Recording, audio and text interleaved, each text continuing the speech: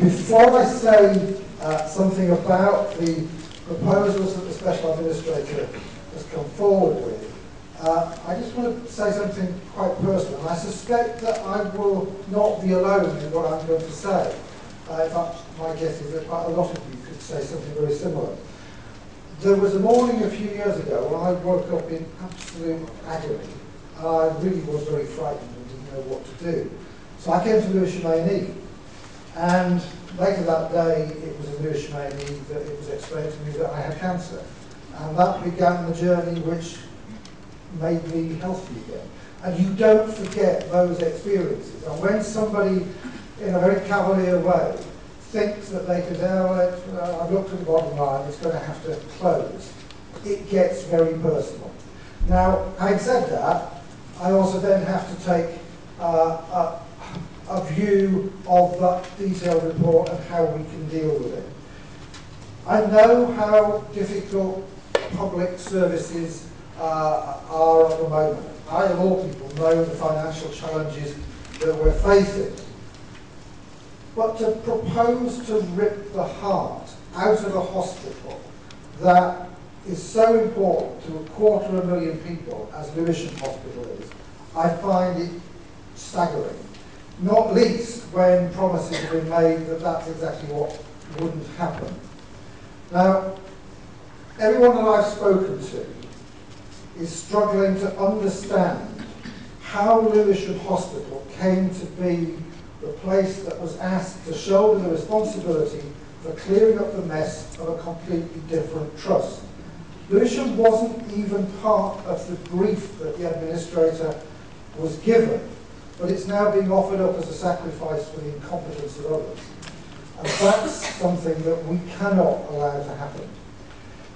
Over the last few years, a really fantastic working relationship has developed between, in particular, the GPs, people in Lewisham Hospital, and the council staff who work on care of the elderly. And that's important because a lot of those people who arrive at that A&E are elderly, and a lot of the people who are admitted to the hospital are elderly. And one of the things we know is that actually the longer you spend in hospital, the more likely you are to stay there.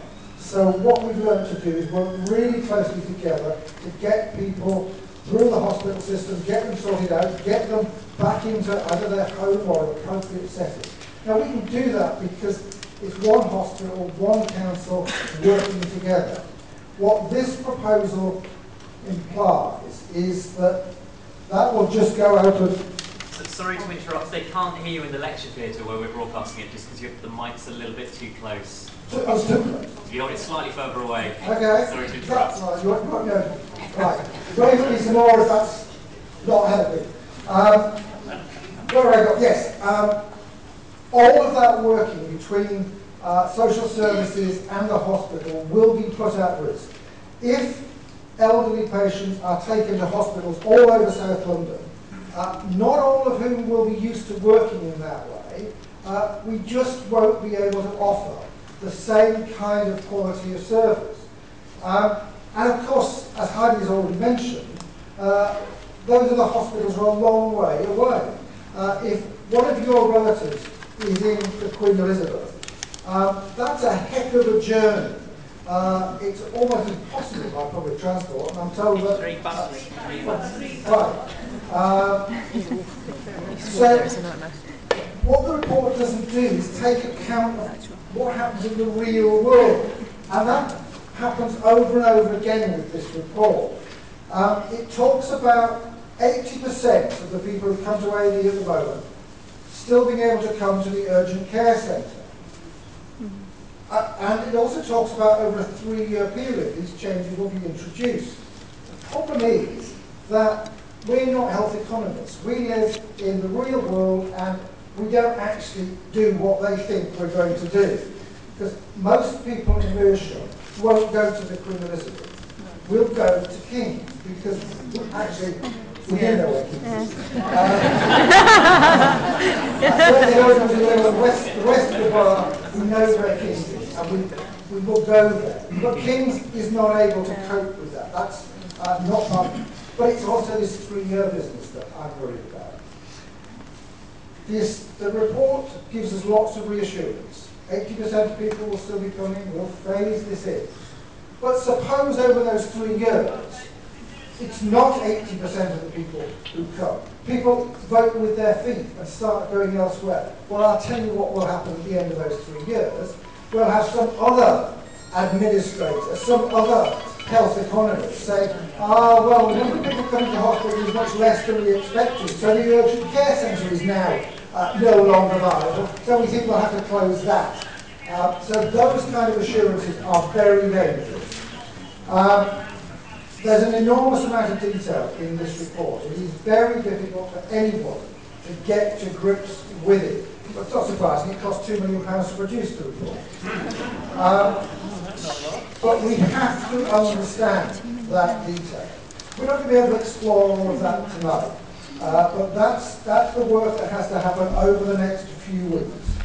I've already explained the timetable. It's really important that we don't lose sight of that.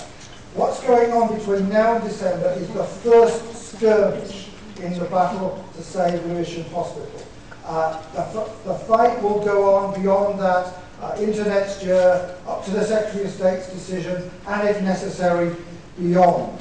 We have to make the voices of Lewisham's people very, very loud and very, very clear to the Secretary of State. Now, I don't think that's going to be that difficult because everybody I've spoken to has been clear with me.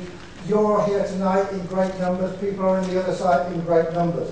But we mustn't think that numbers alone will be enough. We have to keep battling on, and we also, and this is the job that I and others have got to do, we've got to do that detailed work. We've got to get to the bottom of how on earth they came to this conclusion. What is wrong with their assumptions, where the mistakes are, and there will be mistakes in there, believe me. What we have to do is look at every possible way of stopping this.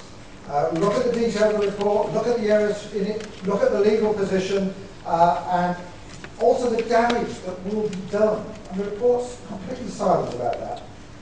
But we also have to go to this believing that we can win. Because we can. We can stop this. I'm going to finish now.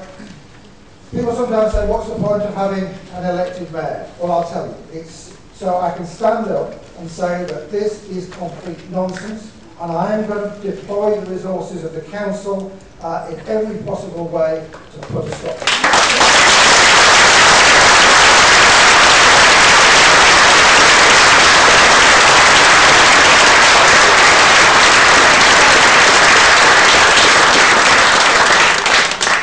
Thank you very much, Steve. Now I'd like to introduce Eileen Smith, Save Our Local Hospitals. So Eileen's been battling away elsewhere.